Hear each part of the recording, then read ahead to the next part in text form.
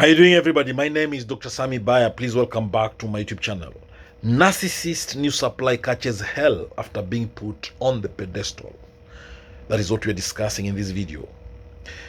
Let's look at narcissism and new supply. What is it all about, first of all? Narcissists are individuals who exhibit a pattern of grandiosity, need for admiration, and a lack of empathy. They are self-centered, selfish, self-absorbed, egocentric, egotistic individuals. They often use relationships to boost their self-esteem and to gain validation. They lack empathy. They are very arrogant. The narcissist's new supply refers to the new partner or source of admiration that a narcissist turns to after devaluing or discarding a previous partner. Initially, this new supply is placed on a pedestal, receiving excessive praise and attention, but this idealization is often short-lived. Let's look at the idealization phase in a narcissistic relationship. In the early stages of a relationship with a narcissist, the new supply is idealized. The narcissist showers them with compliments, affection, and attention, making them feel special and valued. For example, if a narcissist starts dating someone new, they might praise their looks, intelligence, and achievements to an extent that makes the new partner feel like they are the best thing that has ever happened to the narcissist.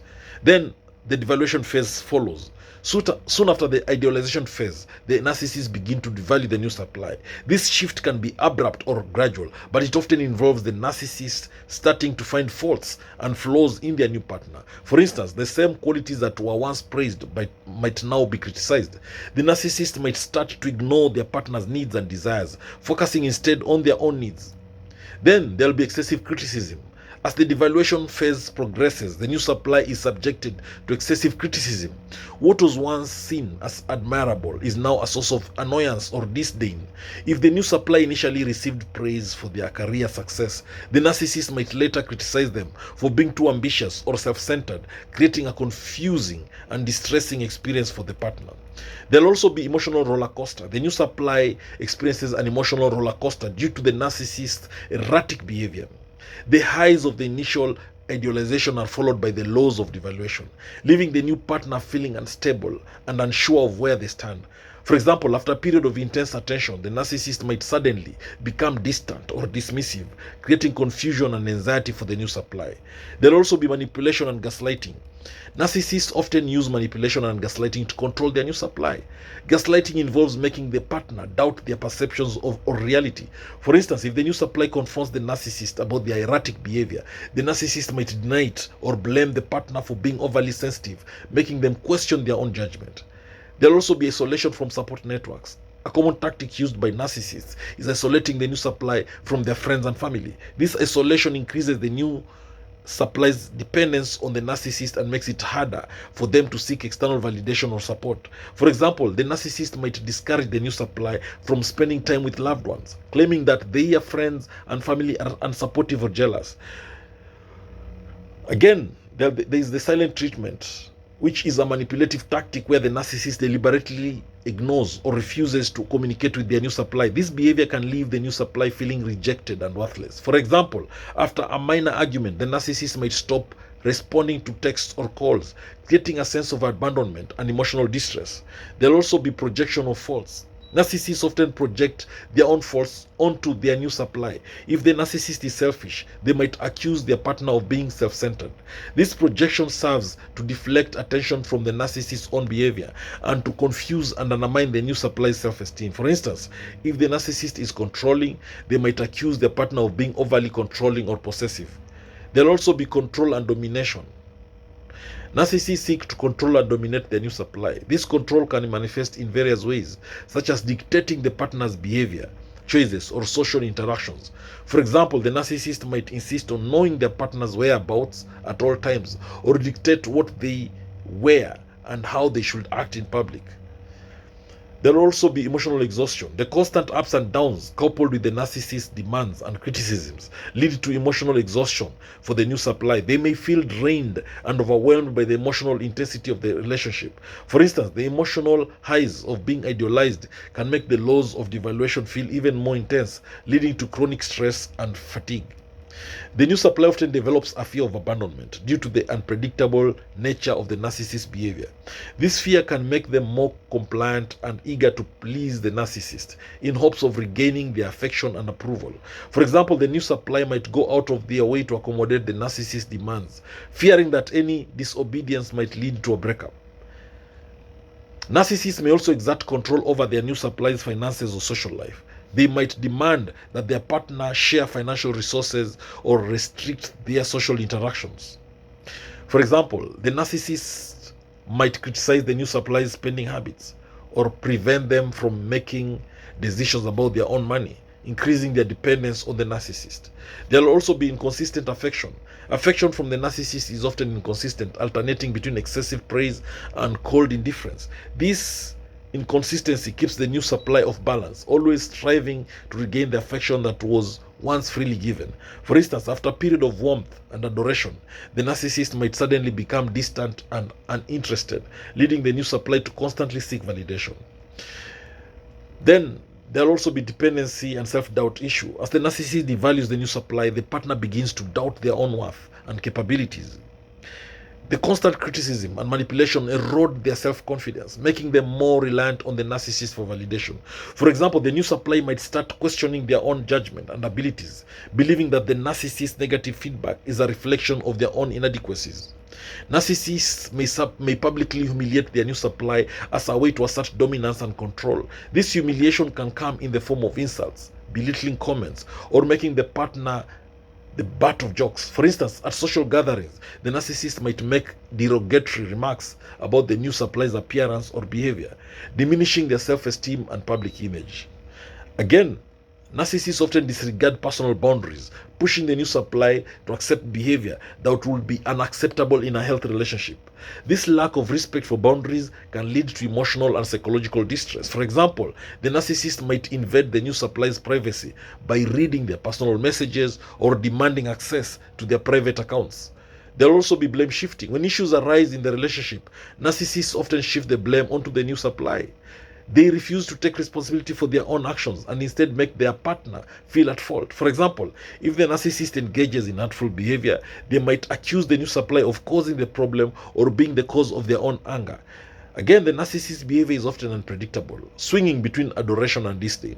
This unpredictability can make it challenging for the new supply to understand what to expect, leading to increased anxiety and confusion. For instance, a narcissist might be intensely loving one moment and then suddenly cold and distant the next, leaving the new supply in a constant state of emotional instability.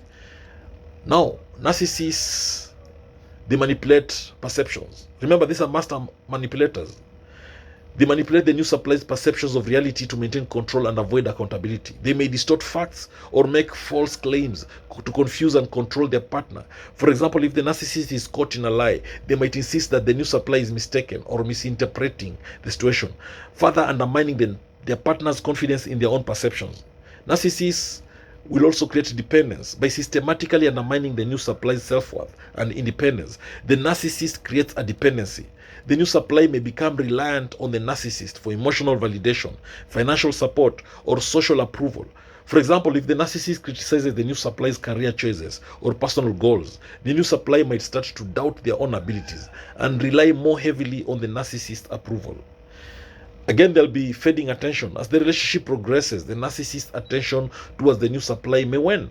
The same level of attention and praise that was initially given might diminish, leaving the new supply feeling neglected and unimportant. For instance, after a period of intense admiration, the narcissist might become preoccupied with other interests or sources of validation, causing the new supply to feel sidelined.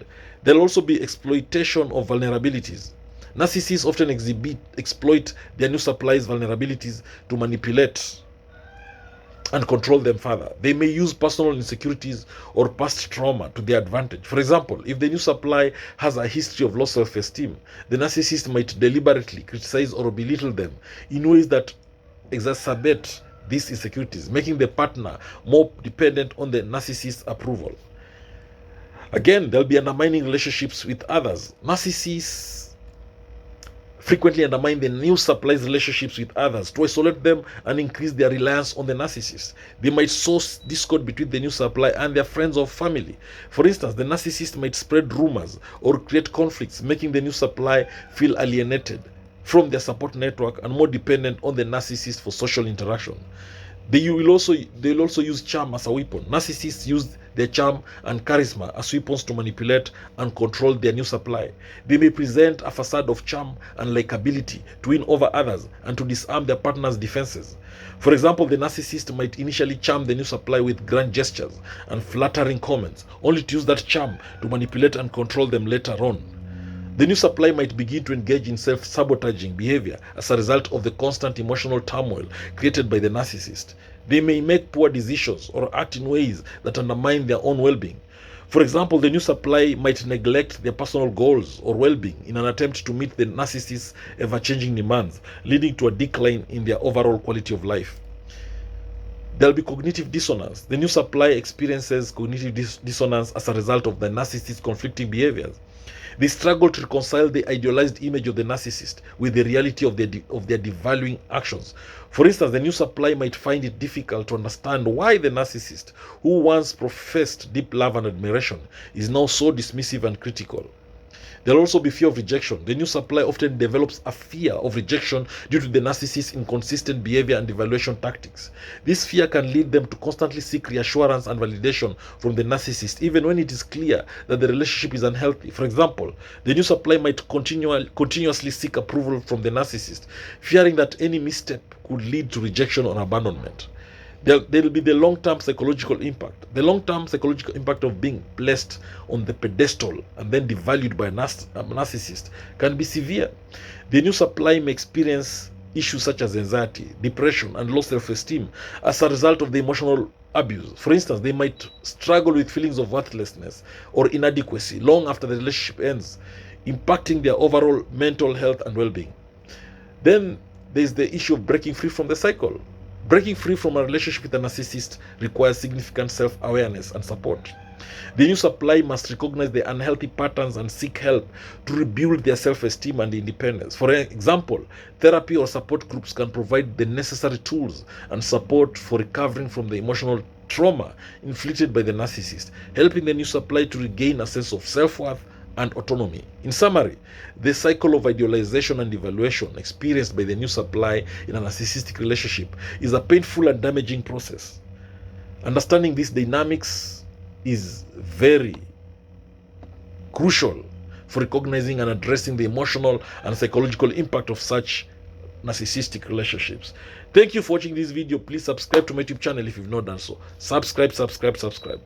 Share the video widely as well to those who may need it.